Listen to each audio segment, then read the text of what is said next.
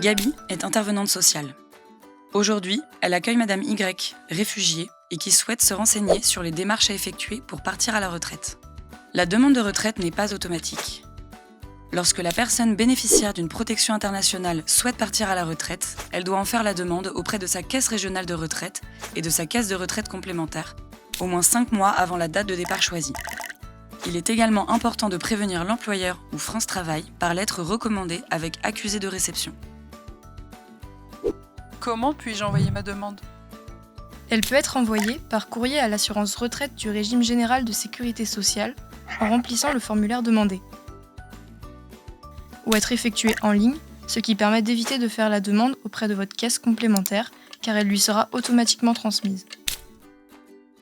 Pour les métiers du secteur agricole, le courrier est à adresser à la Sécurité sociale agricole. D'après mes calculs, je vais avoir de faibles ressources. Puis-je demander une aide supplémentaire ? Oui, les personnes retraitées ayant de faibles ressources peuvent bénéficier de l'allocation de solidarité aux personnes âgées. Son montant varie en fonction de la situation familiale. Pour en savoir plus sur les conditions à respecter pour prétendre à cette aide, rendez-vous sur le site du service public. Est-ce que les périodes de travail réalisées à l'étranger et dans mon pays d'origine peuvent compter pour ma retraite ? Oui, les périodes de travail légales peuvent être comptabilisées s'il existe entre la France et ces pays un accord international de sécurité sociale.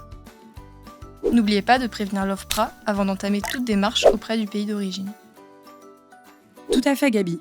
Pour connaître la liste des pays avec lesquels la France a signé une convention de sécurité sociale, vous pouvez consulter le site du Centre des liaisons européennes et internationales de sécurité sociale. Par ailleurs, pour les personnes bénéficiaires d'une protection internationale ne percevant pas de pension de retraite et dont la demande d'ASPA a été rejetée, il est possible de déposer une demande d'allocation simple d'aide sociale pour personnes âgées auprès de la mairie ou du centre communal d'action sociale du lieu de résidence.